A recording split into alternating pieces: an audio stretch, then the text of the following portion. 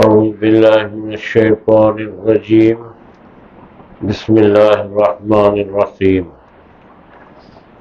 إن الذين آمنوا وعملوا الصالحات وقاموا الصلاة وآتوا الزكاة لهم أجر عند ربهم ولا خوف عليهم ولا هم يحزنون۔ بے شک جو لوگ ایمان لائے اور انہوں نے اچھے عمل کیے اور انہوں نے نماز قائم کی اور زکوٰۃ دیتے رہے، ان کے لیے ان کا اجر ہے، اجر مانا ثواب، بدلہ، عند ربهم، ان کے رب کے پاس، ولا خوف علیہم، اور نہیں ہے کوئی خوف ان پر، ولا هم يحزنون، اور نہ وہ غمگین ہوں گے۔ اس آیت کریمہ میں ان لوگوں کا تذکرہ ہے کہ جو پیچھے بات ہو رہی تھی ان سے، ان کا کردار، ان کا عمل، ان کا اخلاق، ان کا کام بالکل علیحدہ اور بہت اچھا، خدا کے نزدیک پسندیدہ، اور اللہ کے اجر کی امید رکھتے ہیں، وہ اللہ ان کو دے گا، قیامت کا کوئی خوف وزن ان کو نہیں پہنچے گا۔ کل یہ بات ہوئی تھی کہ پہلے صدقات کی بات آئی، پھر اچانک سود کی بات بیچ میں آ گئی، تو یہ کوئی علیحدہ چیز نہیں ہے۔ پہلے صدقات کی بات سے پہلے اللہ تعالیٰ نے فرمایا کہ صدقات کی بات چل رہی تھی، تو درمیان میں کہ اللہ تعالیٰ نے جو تمہیں پاک چیزوں کا رزق عطا فرمایا اس میں سے کھاؤ، اور یہ بتایا گیا کہ اللہ کے نام پر کوئی عیبدار چیز نہ دو، کیونکہ کسی عیبدار چیز کو تم بھی لینے کے لیے راضی نہیں ہوں گے، تیار نہیں ہوں گے۔ پھر صدقات کی بات آتی رہی کہ صدقات کو ظاہر کر کے دینا یا چھپا کر کے دینا، کن لوگوں کو دینا ہے، سرسری طور پر، تفصیل نہیں۔ اب ان سب چیزوں کا تعلق جو ہے وہ کمائی سے، پیسوں سے، ارننگ سے۔ جب آدمی پیسے کمائے گا تو اس کے بارے میں اللہ تعالیٰ فرماتا ہے کہ اللہ تو صدقہ بھی حلال کا قبول کرے گا، حرام کا صدقہ اللہ کے ہاں قبول نہیں ہے۔ تو اس میں یہ بات بہت مناسب ہے کہ ان صدقات دینے والوں کو یہ آگاہ کیا جائے کہ وہ صدقہ جو دیتے ہیں وہ حلال روزی سے دیں اور حلال روزی کمائیں۔ اس میں جو بڑا عنصر ہے حرام کا وہ سود ہے، اور جب قرآن نازل ہو رہا تھا تو اس وقت بھی سود جو ہے دنیا میں بڑے پیمانے پر رائج تھا، اس لیے درمیان میں یہ بات سود کی بھی آ گئی، اور یہ بات اس سے لنک کرتی ہے ان تمام چیزوں سے، عبادت، صدقات، حلال روزی، یہ سب چیزیں ریلیٹڈ ہے، آدمی سے تعلق رکھتی ہے، اور یہ آدمی کے روزمرہ کے استعمال میں ہوتی ہے، اس لیے ایک دوسرے کے ساتھ رابطے کے طور پر ان کا تذکرہ کیا گیا۔ اس آیت میں جو ابھی ہم نے پڑھی، اس میں پھر اس بات کا تذکرہ ہوا کہ دیکھیں کہ ایمان کے ساتھ عمل صالح کا تعلق بھی ان چیزوں سے ہے، حلال روزی سے، پاک روزی سے، صدقات سے، سب چیزوں سے عمل صالح۔ اور پھر نماز کا قائم کرنا، یہ تو ایک ایسا قرآن نے اصول بتایا ہے، ایسی روشنی دی ہے جس کا قرآن بار بار ذکر کرتا ہے، نماز کا بار بار ذکر کرتا ہے، اس لیے کہ نماز کے عبادت کے بغیر آدمی کے معاملات درست نہیں ہو سکتے۔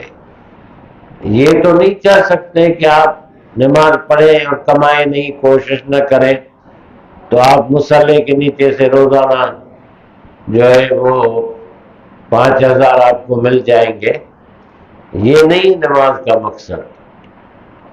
نماز جو ہمیں تربیت دیتی ہے، تعلیم دیتی ہے، جو کچھ سکھاتی ہے، وہ اتنا عظمت والا عمل ہے کہ کسی بھی عبادت میں اتنی گہرائی اور جامعیت نہیں پائی جاتی جتنی جامعیت، کاملیت، گہرائی اور گہرائی نماز کی عبادت میں پائی جاتی، اس لیے اس کا تذکرہ۔ پھر زکوٰۃ کا ادا کرنا، زکوٰۃ نماز یہ جڑواں ہے اکثر مقامات پر قرآن میں، کہ نظریاتی نظام اگر آپ کوئی قائم کرنا چاہتے ہیں تو اس کے ساتھ لوگوں کی مالیات کو بھی دیکھنا ہوگا، اس کو بھی درست رکھنا ہوگا، ورنہ خالی پیٹ کلمے کتنے پڑھاتے رہیں گے؟ کلمہ خالی پیٹ کلمہ کتنی بار پڑھاتے رہیں گے لوگوں کو؟ پیٹ بھی تو بھرنا ہے ان کا، اور ان کے لیے تبھی نظریے میں استحکام پیدا ہوتا ہے۔ تو معیشت نظریے کے ساتھ بھی جڑی ہوئی ہے، معیشت نظریے کے ساتھ جڑی ہوئی ہے۔ ایک حضرت علی کی طرف منسوب کر رہے نا، الفقر یقاد الکفر، جو مسکینی ہے یا بھوک ہے وہ آدمی کو کفر کے قریب کر دیتی۔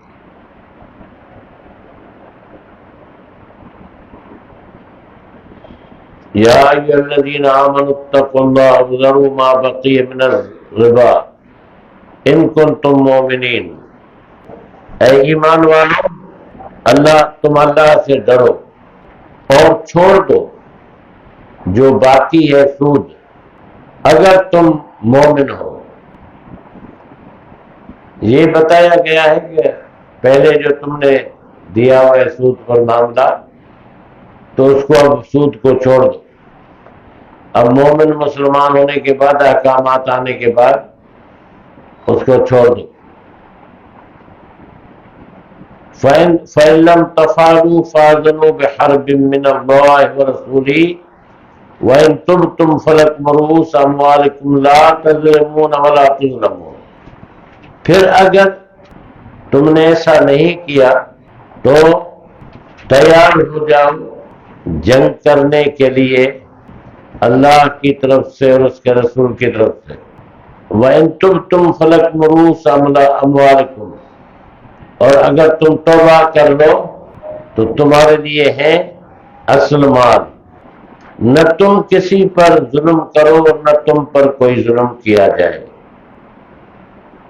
کتنا بڑا اصول اچھا ہے، تم کسی پر ظلم نہیں کرو، دوسرا بھی ظلم تم پر بھی نہ کرے، ہر آدمی اس فارمولے پر عمل کر لے تو ختم ہو جائے نا معاملہ۔